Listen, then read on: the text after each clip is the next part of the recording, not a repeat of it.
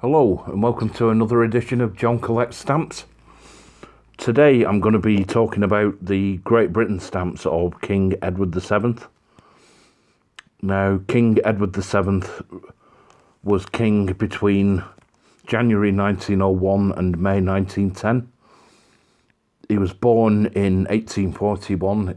He was the eldest son of Queen Victoria and Prince Albert. And at the time of him coming to the throne, at that time he was the longest waiting heir apparent to take the throne, in that he'd been waiting for 59 years before he finally became king. Now, he's since been superseded last year by King Charles, who has been heir apparent since 1952. And had waited 70 years before he was made king. Or, well, he's not been officially crowned yet. We've not had the coronation ceremony, but he is, he is our king at the moment. So, yes, it's quite a simple era of stamps, the King Edward VII. I'm going to be working off the simplified catalogue list that you will find in the Collect British Stamps catalogue. Now, if we open it up to the Edward VII page here, that's exactly all you get in here. Just one page. So we've got, what, 12, 15, 20, 24... There's a basic set of 24 stamps going off the simplified catalogue numbers. Now, a couple of them are a little bit more expensive than others. I'll get round to those as I go through the stamps. So, let me just show you something else. This is just something of interest. This is a Stanley Gibbons specialised stamp catalogue, and this covers the four kings between Queen Victoria and Queen Elizabeth II. So King Edward VII, George V, Edward VIII and George VI. And this details all the different variations and printing variations of the stamps. So if you were to collect what's actually highlighted in the specialised catalogue, you would see that it's a hell of a lot more than just the basic 24 issues. The George V run is even more extravagant, but as you can see here, it shows you different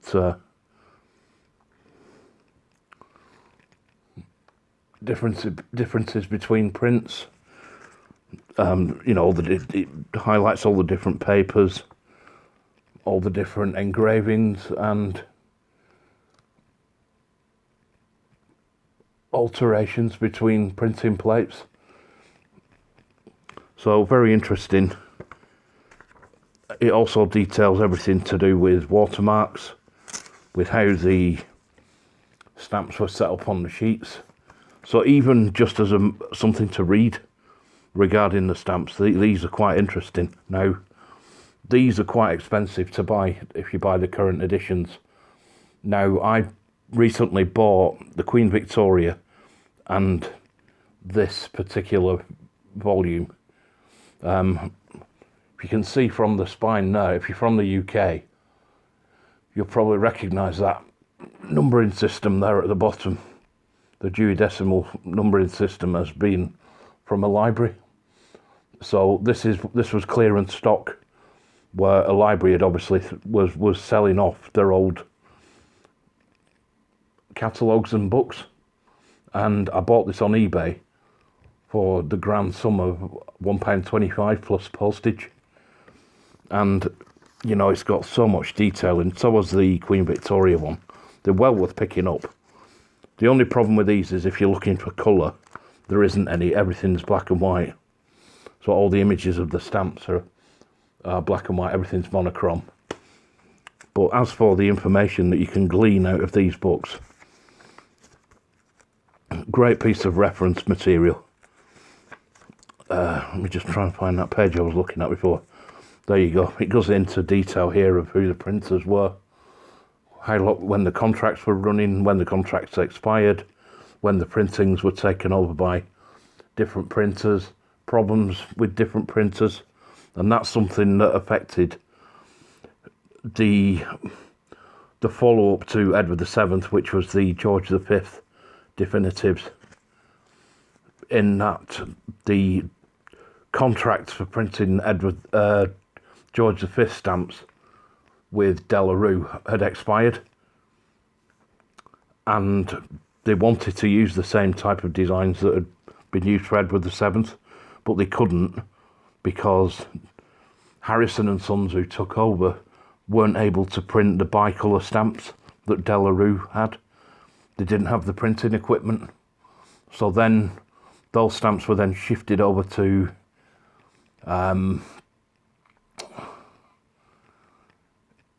Somerset House, which was the Inland Revenue's in-house printing firm. And because the George V stamps weren't ready until 1913, essentially more of these stamps for Edward VII were printed to run 2 years after his death, because the surplus stocks that had, after the king had died, wouldn't last until the new George V stamps were ready. So all interesting stuff, and that's just stuff that you can glean from just reading a few of these passages here. Now, if you're interested in the plates of the penny black and the penny red, if you pick up the Queen Victoria book, which is volume 1, this is volume 2. Again, I only paid about £1.50 for that one, plus postage. Came to about £4, I think. And that goes into explicit detail of all the different printing plates. It gives you all the print run numbers, how many stamps were produced per plate. It highlights how you can find the different alphabets. It's very in-depth. Same with anything with British stamp collecting. You can take it as in-depth as you want to go. These books are just like, it's like, if you want to look at it, this is the gateway. So this is like kind of saying, there's the rabbit hole, and then this is here saying, right, you want to come down the rabbit hole, get yourself ready and strap yourself in, because there's a lot to go through. And I just find it really interesting, and it's also nice to have some little hardcover catalogues, just something that you can pick up and have a browse through every now and again, and just read a couple of chapters and learn something new about stamps, even if it's not something that you're going to collect. Just that little bit of history, a little bit of knowledge. It's philately, isn't it? That's what we collect stamps for, to learn about them, not just to collect them. So anyway, let's plod on with the stamps. So there's a varying range here. There were two green halfpenny. One was a blue green, and one was just a greenish yellow. There's a penny red. These are all with the king showing king's head in profile. These designs were used elsewhere in the Commonwealth, very similar to this. If you've seen any of my videos featuring the South African stamps, you'll see that these stamps look very similar to those. And I think they're amongst my favourite designs, the Edward VII. But if you look closely at some of the higher value, when I say higher values, as we go up through the values, through like the 2.5 pence, the threepence, the fourpence here, the fourpence, and the threepence especially, were designs that we used for the Queen Victoria Jubilee. And it's just that the vignette of the king replaced that of Queen Victoria. after the printing contract saga with De La Rue ended in 1911, the bicolour stamps weren't able to be produced, so a lot of them were redesigned. So the 4p there, you can see, the orange one, was brought out later.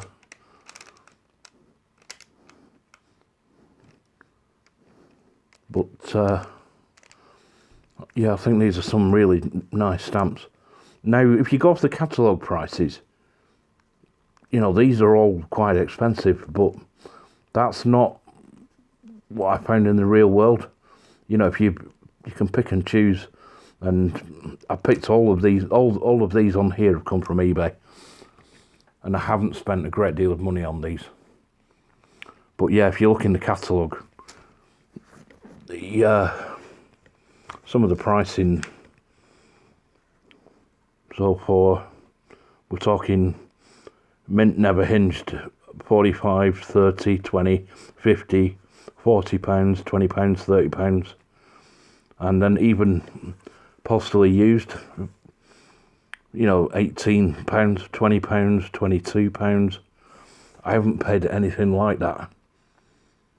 You know, the 9p there's got a catalogue value of I don't know if you can see that one.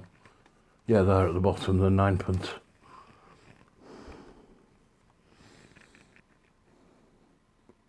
That's got a catalogue value of £60, either mint, never hinged.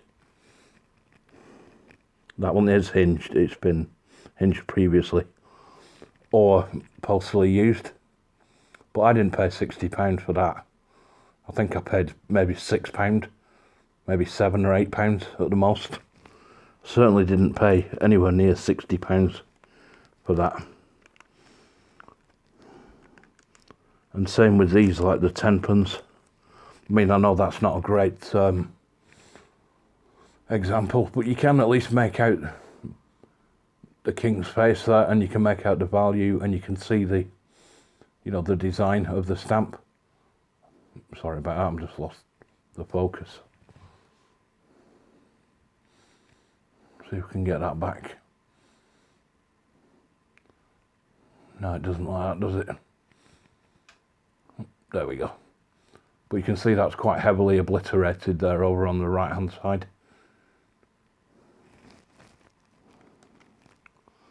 But again, I've not paid anywhere near what the catalogue value is for those. And then you've got the 1 shilling green and carmine. And again, that's another one that the catalogue deems to be quite pricey, but again, I only paid a few pounds for that. The lower values are a lot easier to pick up. You can pick up, you know, a stock card with maybe 4 or 5 of those on for maybe £7 or £8. So, such as your lower values, your halfpennies, your penny, your threepence, your 4p, and so on. But yeah, the catalogue, anything from the 5p upwards seems to be high in the catalogue, but they're not really that expensive. Again, if we start delving into the specialised catalogue and start looking at the varieties where different papers were used, different, you know, inverted watermarks, all of these use the same watermark. These are all on the Imperial Crown watermark, which I shall show up here somewhere. I'll show, oh, sorry, it's weird trying to do this. I'll show up here, yep. Lost where my lens had gone then. Yeah, these are on the Imperial Crown watermark. So the only watermark differences are the like sideways and inverted. And then if we move on to this page here, there were 4 high value stamps. Now I've only got 1 of them. And again, these are exactly the same designs that we used for Queen Victoria high values.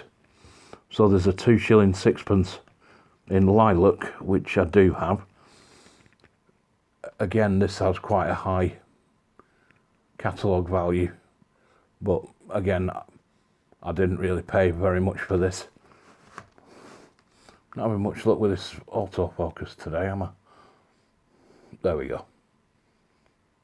But yeah, there's enough there. You can see the 2 and 6 value on the side, 2 shillings and 6pence down at the bottom, and you can make out the king's head there in profile. Now, the 5 shilling and the 10 shilling are both the same design as this, just in different colours. The 5 shilling is like a carmine rose red colour, and the 10 shilling is a ultramarine blue. There's also another stamp which isn't here, which I shall show an image of. I'll overlay that on the video, and that's the dull green £1. Now, that is the most expensive stamp, and it does have a high catalogue value. I know I keep coming back to this, I do apologise.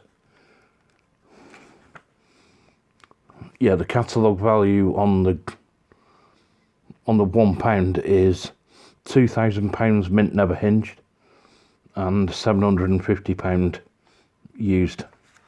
Now, you can pick one up used for £200 or thereabouts on eBay, so not quite the prices that the catalogue is showing there. But again, I might be able to get one for less than that, might pay a little more than that. It's a stamp that I certainly want, but you know, alongside something like the King George V Postal Union Congress 1929 stamp, probably something I'm not going to own for quite a while. You know, I'm going to have to land really lucky to pick either one of those up for a reasonable price, I think. But I will keep looking. So yeah, that would be that particular stamp. And then there's 5 additional later editions of the basic definitives. Again, I think this is relating to the cancellation, or should I say the loss of the Delarue contract and the handover to Harrison and Sons, so that everything goes back to single colour stamps. Now, there are also some other issues. I've got one here. Now, this doesn't have any great particular value. This is probably worth about 60p, I think, in the catalogue. This is a Inland Revenue official overprint, and there are also some War Office overprints. There are some others.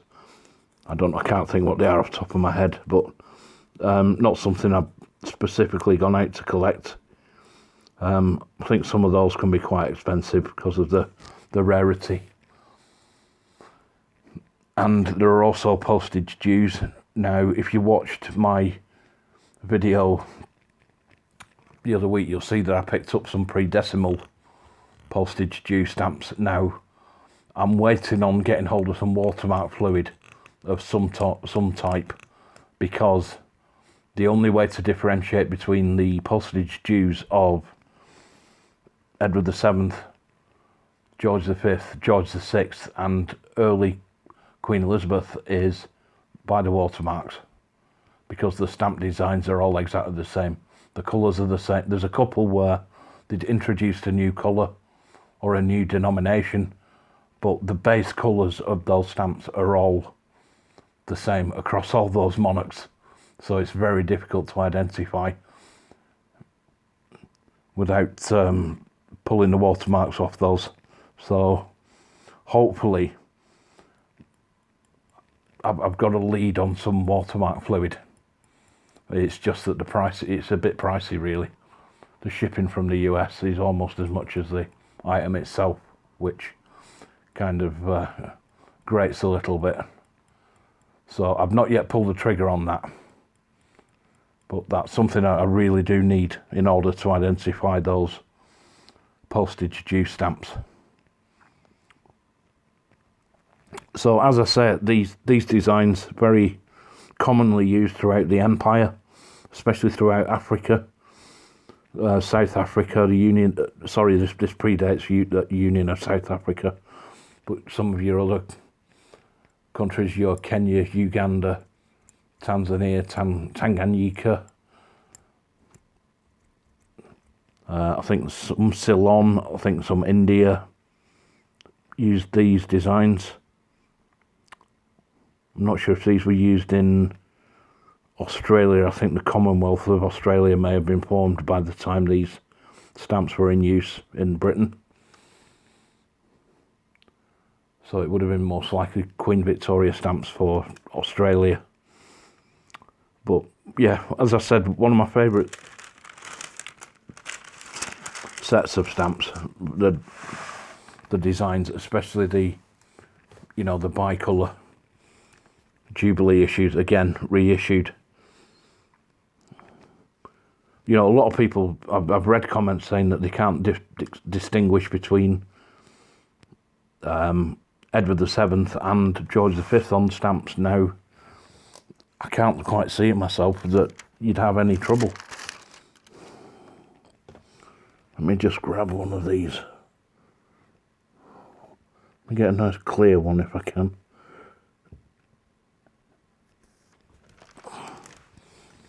That's George V. And George V does have hair on top of his head, whereas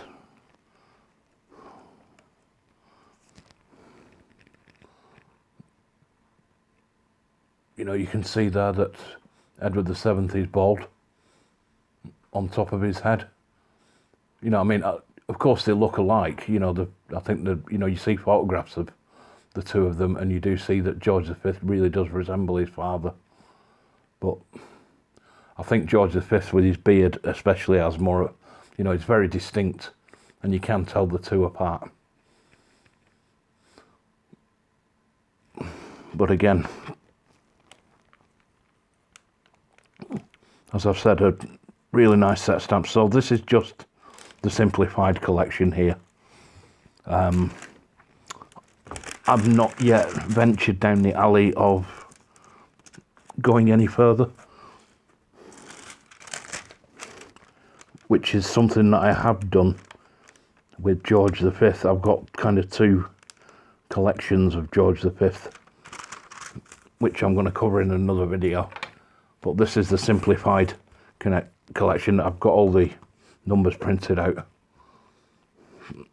ready to label these up with the catalogue numbers.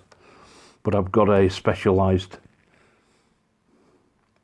collection of those underway in a different stock book than this, which highlights a hell of a lot more of the stamps. And, that will take a bit more effort and a bit more money to complete. So I'm going to leave it there for today. I hope you've enjoyed. It's another British monarch kind of ticked off the list. And like I say, it's a short and sweet collection, limited to 24 basic stamps. If you don't want to pursue, the £1 stamp, like I say, I don't think I'll be getting that for any time soon. I may even just print out a black and white sort of photocopy of it or something, just as a placeholder, because I don't think I will be seeing that at any point soon. But like I said, the rest of them are easily attainable and affordable, and I think they make a really nice page in your album. A lot of these are mint as well, which I think does look really nice. So thanks for watching. If you've enjoyed, please give me a like and consider subscribing. I was going to show you some incoming mail, but the problem with that is some of it is for the 500 subscriber giveaway, so I don't want to be revealing any of that until that particular episode. I'm going to put a bit of a bundle together for that one. I'm not sure how far off I am at the moment. I think I'm on around about 469 subscribers at the moment, so still a way to go.